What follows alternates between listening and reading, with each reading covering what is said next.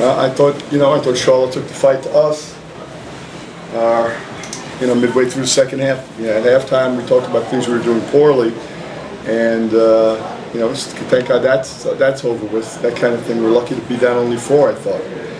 And then in the second half, once again we were just ice cold from 3. I thought we got some pretty good looks from 3, both Brian and Brandon, and they shoot a combined 5 for 19 from 3. So it's not going to happen. And then they just beat us up. 18 offensive rebounds. You're not going to win a game when you get beat up like that on the backboards. That's it. What are your thoughts? Did you talk about with the 3-pointers? When you took 26, when you're not going in, did you want to drive more? No. I mean, they get good looks. They're good shooters. At night, they drill them. They're just young and at the pace of the game and getting used to it, I guess. But I mean, I would hope by February. I said to them, look, guys, I coached effort today. I haven't had to coach effort in a while. If I'm coaching effort, something's wrong. We got to be beyond that. And we didn't contain the basketball. We allowed them to get some good looks, some of their shooters, especially Briscoe, who we talked about limiting his looks from 3. But what hurt us was second shot opportunities. I mean, they shot 40% from the floor, which is good. And if we give up half those offensive rebounds, we probably win the game running away.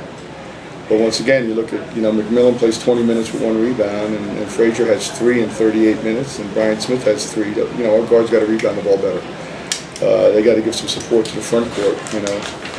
Kerv had 5. Chris, once again, playing with a bad back, goes and gets 14. So, but we're depending on him to get every rebound, and that's not, it's not going to happen. So, we're going to take 2 days off. We got to bye this week, and then we're going to get back to work, and we're going to do. Do you think the shooting was an effect of Charlotte's defense, or was just a cold? Always a little bit of both, but I mean, I'll watch the tape. We do shot breakdowns for every player, so everyone gets a tape of every shot they take during a game. But I thought we got some pretty good looks that we didn't knock down, especially early in the game. Right out of the gate, we got a couple real good looks that we didn't make, and I think that, once again, it gets in their young guys' heads a little bit, I guess. I don't know. With the young guys, maybe it's the grind of the season, you're hitting February? No, I hope not. I can't imagine. I mean, we're not practicing. I've tightened up practices. They're intense, but they're shorter. I think that's all, malarkey. I think that you just go out and you play, and we had guys today that didn't compete. Earlier in the season, when you haven't turned the ball over, you talked about the team playing too cautious. Was that something that happened today? I mean, you guys. No, I don't think so. I mean, Or do you think this team is getting better at hanging on to the ball? Yeah, a little bit of both. I mean, I think that today, certain guys didn't play as aggressively as I wanted them to. I'd like Kerv to have more than 6 shot attempts. I didn't think Fatty gave us great energy. I didn't think Lamont gave us great energy today. And that's things that they need to do as point guards. It's about them showing great energy and being leaders, and getting us no empty trips. But with all of that said, the number that jumps out at you is 18 offensive rebounds and 29 free throws. They shot 12 more free throws than we did in our house, and that's a concern as well. Kervin, you had 8 blocks on defense and Gasson had 25 on offense. You talk about the veterans just trying to step up when the underclassmen shots aren't going in. Yeah, I was trying to help my team. So when I had to step up in the bag and play defense, it was on the team, but we didn't compete hard enough, so that didn't really matter tonight. So. What did you think the problem was on the glass? On the glass, I guess I wasn't trying to help. I didn't help the team as much. I was we was relying on Chris a little too much. So I think we need to step up as a team to rebound better. And then during the drills, in practice, we got to get better and then get rebounds. So we can get rebounds. I think when I look at the tape, we didn't contain the basketball. So they were driving the ball. Kervin was coming to contest a lot of shots and block shots and turn. It opened up the weak side. And we weren't getting live bodies in there to go rebound the basketball other than Chris. So once the ball is penetrated, whether it's versus your man or your zone, everything becomes difficult rebounding-wise because everybody's moving. There's a lot of moving parts as compared to when a shot's taken on the perimeter, everyone's matched up and you can tag and box people out. So I wasn't happy with the effort of defending on the basketball, and I think them getting into the lane created issues for us on the backboards.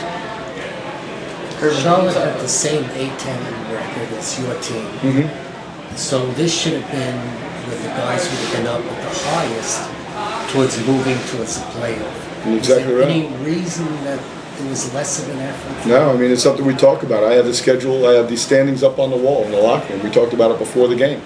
If we win this game, we have the tiebreaker with Charlotte. We already have the tiebreaker with GW. We need to get ourselves to 4 or 5 wins to probably get to that 12th spot. So we gave up a golden opportunity. So what do we have to do? We have to find a win at home against a team some people probably thought we weren't going to be able to compete against. A Dayton, a Temple, a LaSalle, a Bonnie's, I don't know, whoever it might be. But we got to go find a couple more wins. And it's not going to happen until we get committed to going and rebounding the basketball.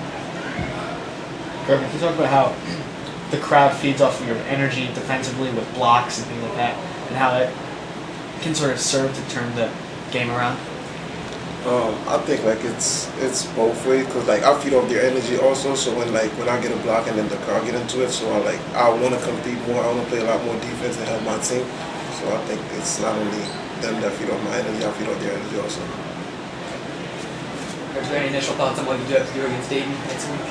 No, I haven't even looked. I saw Dayton against, other opponents a little bit, but, it gets down to basics, until you can start. I tell the guys all the time, when you're coaching a team that's real good, you don't even think about coaching effort. Then you're tweaking things, making little adjustments. If I've got to get them back to playing hard, then, it doesn't matter what I write on the board. If you don't execute it and play real hard in the process of doing it, it's not going to work. So, look, Dayton's a good club. They've had some good wins this year. But once again, they're coming in here. The crowd was great today. I think the crowd kept us in the game and got us back in the game. But then we had a little bit of a lapse when we took the lead, and we lost. And they came down and made 2 threes in a row. And but the crowd was tremendous. I think the crowd had a lot with us staying in this game today. Do you think those 2 threes there by Briscoe kind of changed this game again? Oh, very much so. Yeah, I mean, we had all the momentum in the world, and then we lose sight of him, and he comes down and makes 2 threes. And I'll watch the tape, but I'm pretty good at seeing it the first time. We didn't close out hard enough. We didn't locate in transition. We didn't sprint, turn, and talk, which is the term we use all the time in transition defense. And he got 2 very good looks at the basket. Good. All right, guys. Thank you very much. We appreciate everything.